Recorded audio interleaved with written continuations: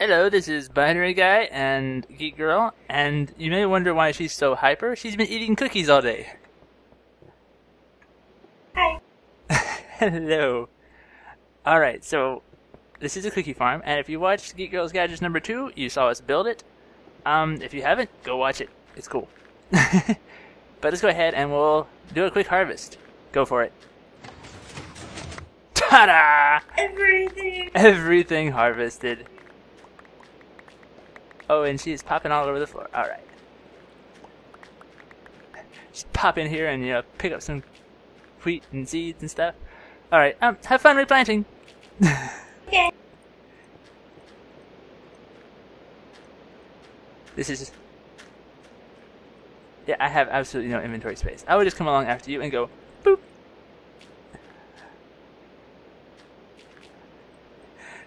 I thought you were going to break it as soon as I planted it. No. I'm grown naturally. She's really big into natural. She doesn't like, pesticides, artificial fertilizers. It's okay, this is bone meal. It's just like... It's really natural. It comes from skeletons. Alright, well... On to something else that's also interesting and fun. Hey, Geekgurl, someone left you a present. I see.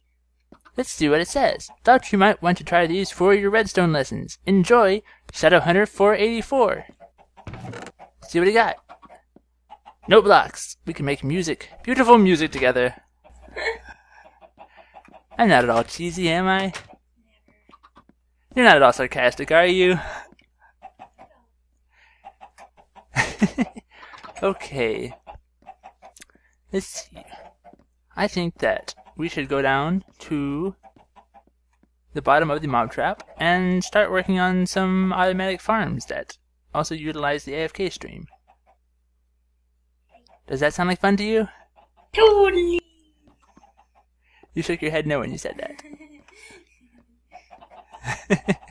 Alright, well, down to the bottom. We'll be right back when we get there.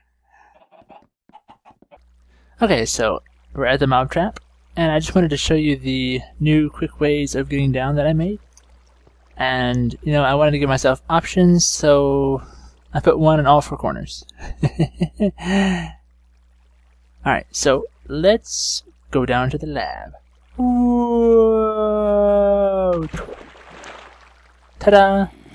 Oh, by the way, I've opened up a little more since the last time we were down here. Oh. There goes a creeper. Stuff washes away. Very nice, very nice. Hello, zombie.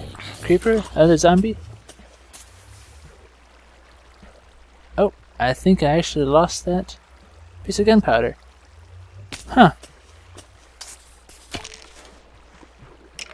Kept that one.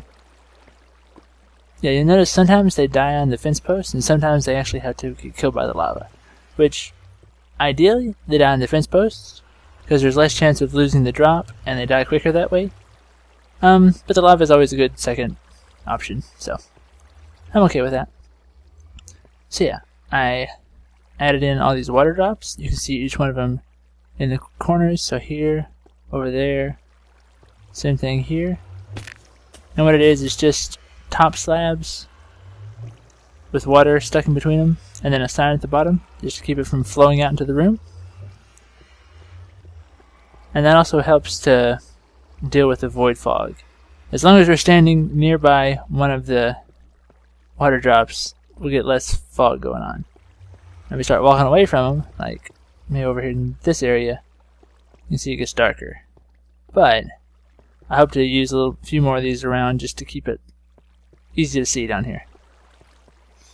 Okay.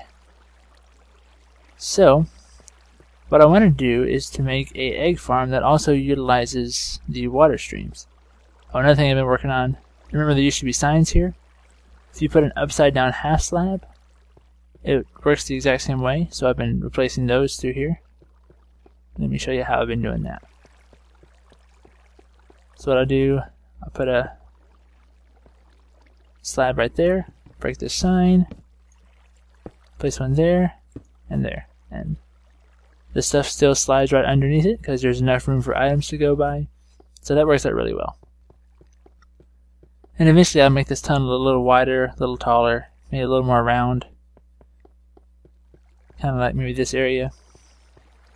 Alright, so for this I want to make an egg farm so I don't have all the chickens constantly in my house making noise, all kinds of that crazy stuff. So here's where we want the eggs to drop, and then they're going to get carried off. Let me just, yeah, melons. I have lots of melons. So if eggs drop in here, see they get slid over this way, and then hit the wall, and get carried off that way, which is exactly what we want. So, oh, by the way, I intended a new pick too. Unbreaking 3, efficiency 4, silk touch 1. So I've been getting loads of smooth stone. It's amazing. Alright, so I kind of want to build it just right here in the ceiling, and just make it so that we can just throw eggs in it, probably from an access point or on the other side. But here's where the hole's going to be, and let's go ahead and put a sign there so we can keep the water. We'll put it right there. Okay, so let me run up and find this location on the top side and hollow out an area, and we'll be right back once we get a little bit more done there.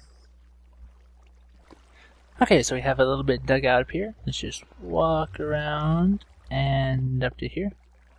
So I dug out a 5x5 area. The hole that we put earlier is right there in the center of that, and then just one water source in each corner.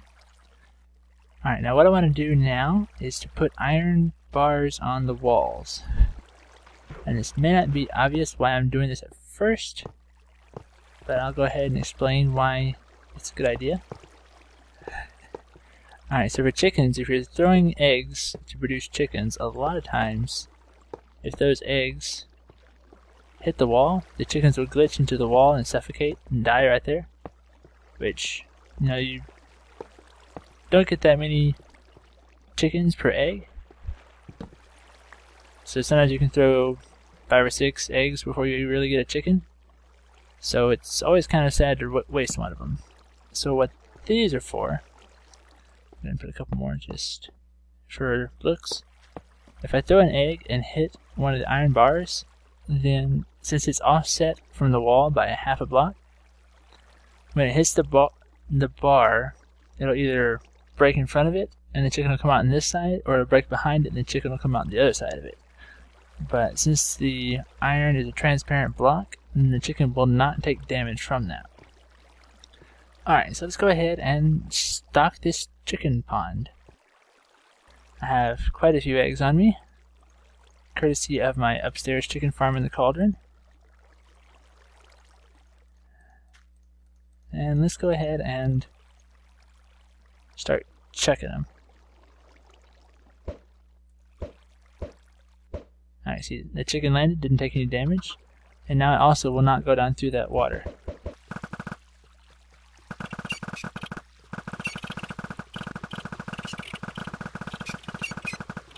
The only time the chicken takes damage is when I hit it with an egg. So I'm trying to rotate it back and forth to keep that from happening. Alright, we got 3 more stacks. Let's go ahead and take those out.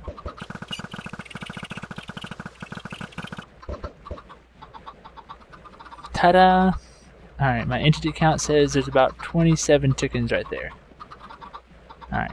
And chicken usually takes about 20 minutes or so to grow up and start producing eggs. So after a little while goes by, they'll start producing the eggs. And then the eggs will go down. They'll all get fleshed to the center there. If you see those blocks over to the middle. And they'll get dropped out the water stream, carried off to the same place that all my monster loot goes to. So this way, and then off down that stream. And I have a torch here. I wouldn't have to because the whole area is either covered in half slab or water. So if I wanted to make it kind of dark and moody, I could do that too. Yeah, like this. And it would still be mob proof. But you know, I kind of like the the torch back here. And eventually I might do something to make the walls a little more fancy. Well, that's about it for this episode. Let me run to the end of the water stream. Whoa. Water stream, and we'll see how much loot we've picked up. Or generated anyway. Alright, so to get there, we just run through this portal. And I think I may have showed you this last episode on MonkeyMines, but... So this takes us into our little area, unfinished area here.